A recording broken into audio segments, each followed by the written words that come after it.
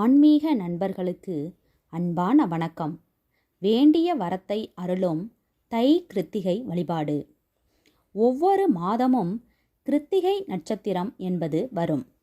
ஒவ்வொரு மாதத்திலும் வரக்கூடிய இந்த கிருத்திகை நட்சத்திரம் என்பது மிகவும் சிறப்புக்குரியது என்றாலும், அதிலும் குறிப்பாக தை, ஆடி, கார்த்திகை மாதத்தில் வரக்கூடிய கிருத்திகைக்கு அதீத பலன் இருக்கிறது என்று கூறப்படுகிறது. தொடர்ச்சியாக கிருத்திகை நட்சத்திரத்தில் விரதம் இருந்து முருகப்பெருமானை வழிபாடு செய்ய வேண்டும் என்று விரும்புபவர்கள் இந்த 3 மாதங்களில் வரக்கூடிய கிருத்திகையிலிருந்து விரதம் இருக்க ஆரம்பிக்க வேண்டும் என்று கூறப்படுகிறது. பல அற்புதமான சிறப்பு மிகுந்த இந்த தை கிருத்திகை நாளன்று எந்த முறையில் முருகப்பெருமானை வழிபாடு செய்தால் நாம் வேண்டியது கிடைக்கும் என்றுதான் இந்த ஆன்மீகம் குறித்த பதிவில் நாம் பார்க்க போகிறோம். வீடியோக்குள்ளே போகிறதுக்கு முன்னாடி நம்ம சேனலை இப்போ தான் ஃபஸ்ட் டைம் பார்க்குறீங்கன்னா சப்ஸ்கிரைப் பண்ணிவிட்டு பாருங்கள். தை கிருத்திகை வழிபாடு.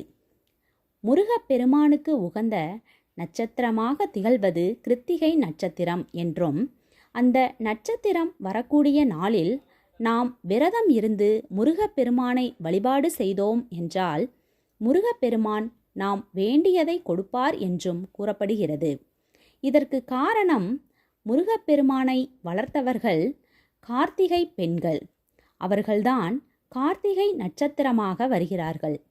தன்னை வளர்த்த கார்த்திகை பெண்களின் நினைவாக வரக்கூடிய கிருத்திகை நட்சத்திர நாளன்று யார் ஒருவர் முருகப்பெருமானை வழிபாடு செய்கிறார்களோ அவர்களுக்கு முருகப்பெருமானின் அருள் என்பது பரிபூரணமாக கிடைக்கும். அதிலும் குறிப்பாக தை கிருத்திகை என்பது மிகவும் சிறப்பு மிகுந்தது. அந்த நாளில் நாம் செய்ய வேண்டிய வழிபாட்டு முறையை பற்றி பார்ப்போம். விரதம் இருப்பவர்கள் முதல் நாள் இரவே எளிமையான ஆகாரத்தை எடுத்துக்கொள்ள வேண்டும். தை கிருத்திகை என்பது பிப்ரவரி மாதம் 6ஆம் தேதி வியாழக்கிழமை அன்று வருகிறது.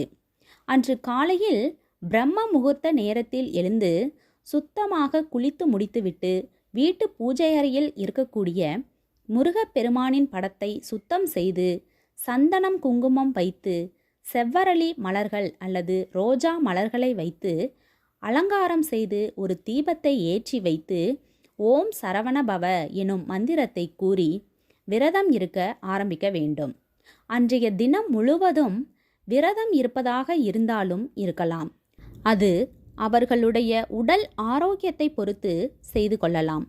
பூஜையை நாம் பிரம்ம முகூர்த்த நேரத்தில் செய்யலாம், அல்லது காலையில் 7:30 மணியிலிருந்து 11:30 மணிக்குள் செய்யலாம், அல்லது மாலை 5:30 மணியிலிருந்து 9 மணிக்குள் செய்யலாம். ஆனால் விரதத்தை பூர்த்தி செய்வது என்பது மாலை நேரத்தில்தான் இருக்க வேண்டும். வீட்டில் கண்டிப்பாக முருகப்பெருமானின் சிலையோ வேலோ இருக்கும். அப்படி இருக்கும் பட்சத்தில் அதற்கு சுத்தமான பசும்பால், தேன் போன்றவற்றை கொண்டு அபிஷேகம் செய்து கொள்ளுங்கள்.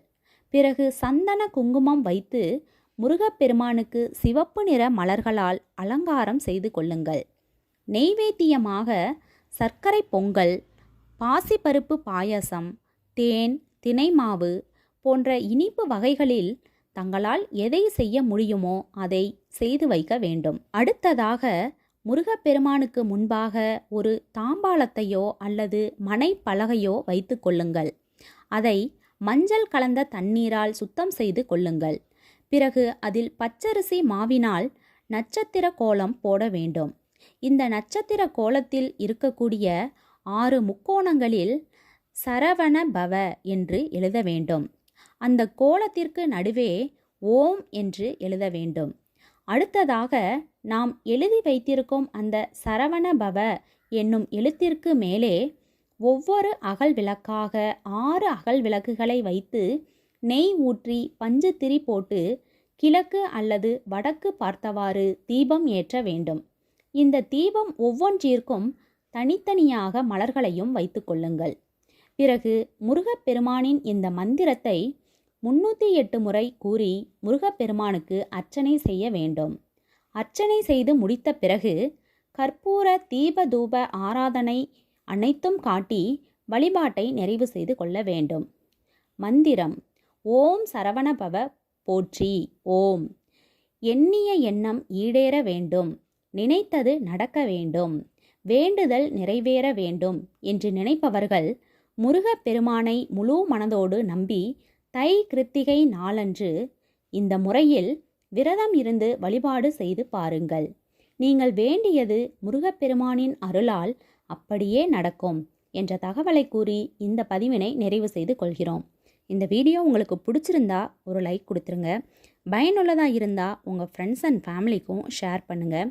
இது மாதிரியான பல பயனுள்ள ஆன்மீக தகவல்கள் தெரிஞ்சுக்கணும்னா நம்ம சேனலை மறக்காமல் சப்ஸ்கிரைப் பண்ணி வச்சுக்கோங்க. நன்றி, வணக்கம்.